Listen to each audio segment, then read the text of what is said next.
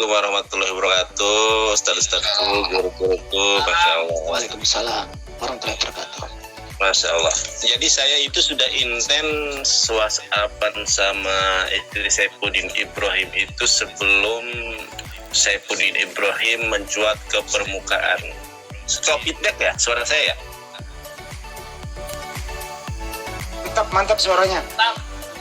Memang ada yang noise itu siapa? Tolong di mute dulu. Iya, ada yang noise dikit itu.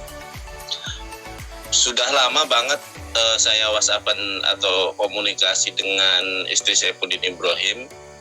Bahkan saya pernah menyampaikan di forum ini bahwa saya memegang rahasia Saifuddin Ibrahim, dan ini sudah saya bicarakan 1 tahun yang lalu dengan Bunda Josi, tapi saya tidak akan mempublis karena saya rasa itu berbahaya, karena itu kan undang-undang ITE. Saya sempat merekamnya itu. Dan kalau ada sebuah narasi dari mereka bahwa saya ini ganggu istri orang, saya tidak pernah.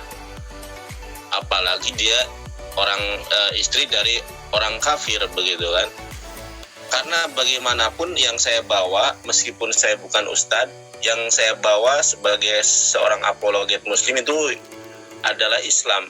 Kalau saya kemudian mengganggu atau menggoda istri orang, apa yang terjadi dengan diri saya?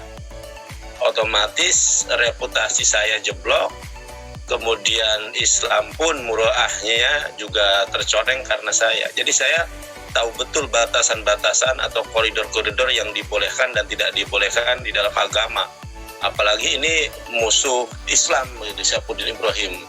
Biar bagaimanapun, meskipun ada sebuah kedekatan antara saya dengan istri Saifuddin Ibrahim dalam arti intent ada hubungan WhatsApp itu ya, saya tidak mungkin melakukan hal-hal yang tidak diperbolehkan.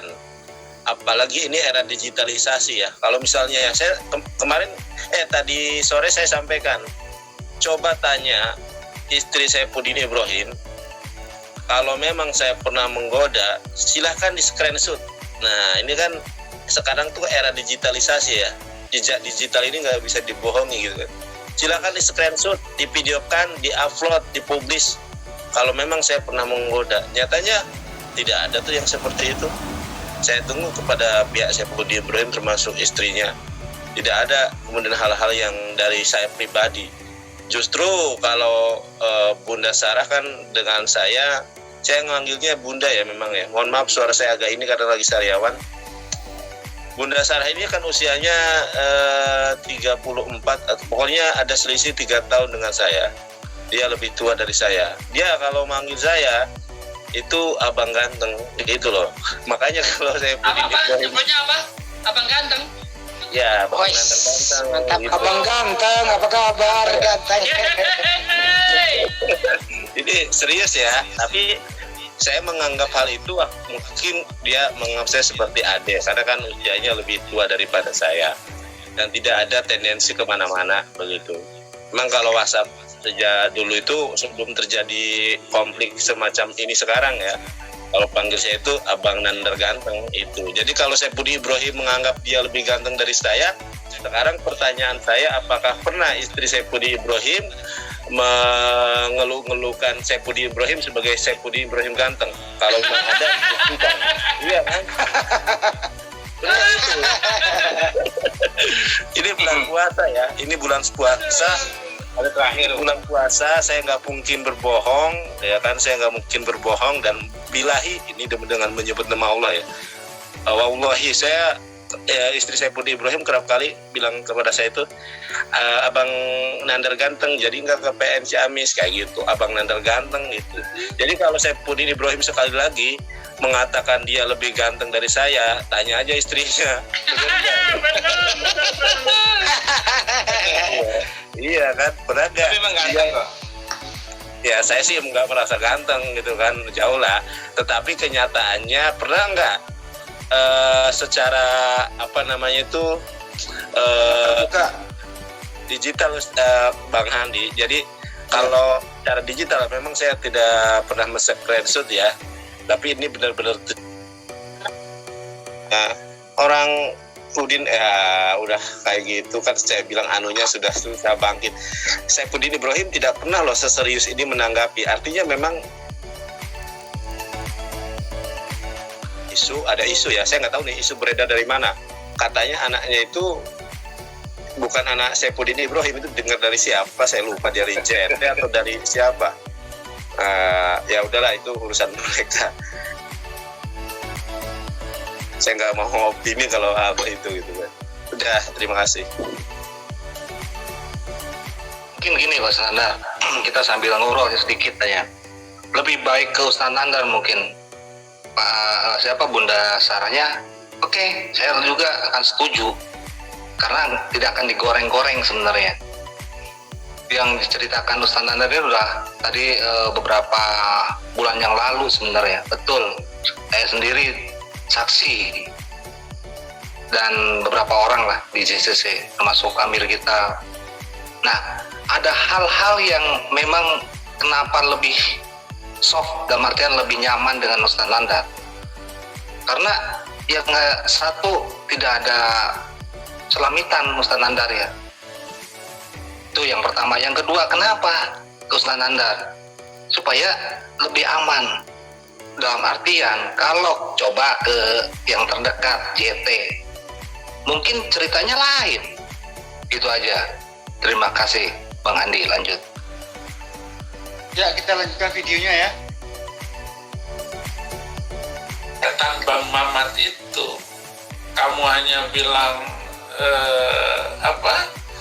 bahwa barang saya sudah nggak bangkit lagi. Nah, kita sekarang pemerintah Indonesia ini harus membuat undang-undang dan aturan sopan santunnya itu bagaimana antara satu YouTuber dengan YouTuber yang lain, antara YouTuber Kristen dengan YouTuber Muslim, antara sesama YouTuber juga, itu bagaimana?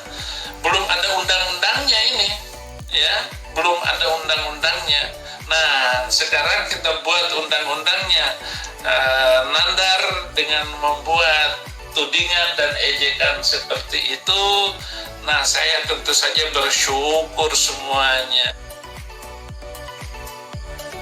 Bentar, Saifuddin Ibrahim ini nggak ngerti undang-undang. Udah ada undang-undang yang mengatur itu. Undang-undang 310 kok, pencemaran nama baik. Kalau nggak salah undang-undang 310 ya. Dan undang-undang 28 ITE. Pasal 310. Ada undang-undangnya yang mengatur ini. Gitu loh. Kalau ada dicemarkan nama baiknya, seperti kemarin kan anaknya Joshua Dewo, si Udin mencemarkan nama baik dia, itu dia melaporkan ke Mabes Polri juga, kan gitu. Dan kalau melalui media sosial ya ada ITE 28. Yang problem sekarang ini gitu, ini masalah pribadi kok dihubung-hubungkan sama yang lain. Nah ini Ustadz Nandar juga harus meluruskan begitu. Kok sampai ada isu ya, ini cenderung barangnya Saifuddin Ibrahim ini lemah. Ini yang mengungkapkan ini siapa? Apakah istrinya yang mengeluh atau hanya semacam angin yang tidak bisa dibuktikan keberadaannya atau faktanya seperti apa? Kira-kira ini muncul hal beginian Ustadz Nandar dari mana? Siapa yang memulai ini? Ustadz Nandar, silakan. Itu salah satu bagian dari rahasia Bang Andi. Oh, masih rahasia ya? Ya, itu rahasia itu salah satu rahasia dari sekian rahasia yang saya punya. Kenapa? Ya, aku sebenarnya aku tuh yang nggak enak tuh sama Bunda Sarah ya. Dalam arti saya nggak ada permusuhan, nggak ada ya nggak ada masalah dengan istrinya, tuh nggak ada masalah selama ini. Cuma karena tindak tanduk Saifuddin Ibrahim semakin membabi buta, akhirnya membuat saya kesal. Ini secara psikologis memang Saifuddin Ibrahim ini tidak bisa membantah tentang hal itu, gitu kan. Kalau memang dia penjantan tangguh, harusnya tidak usah terlalu keras menanggapi, apalagi sampai dia naik hitam seperti ini ya. Artinya apa ya, teman-teman bisa menyimpulkan sendiri. Pernyataan yang beredar sekarang ini benar atau tidaknya kita bisa lihat dari apa dan seperti apa dia menanggapi begitu, tanpa saya harus menyimpulkan ya. Biar teman-teman menyimpulkan sendiri. Karena saya mengatakan sesuatu tidak mungkin, saya pasti akan bertanggung jawab atas apa yang saya sampaikan.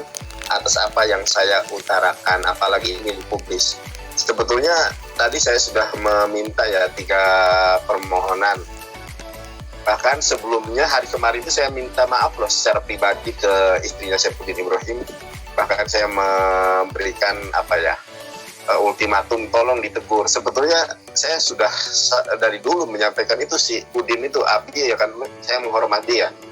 Abi Saifuddin Ibrahim itu tolong dong kalau bikin konten jangan terlalu seperti itu. Aduh Bang Nandar susah itu katanya. Kata istri Saifuddin Ibrahim juga sudah nyerah itu, susah itu, bebal, gak bisa dinasehatin. Begitu Bang Handi.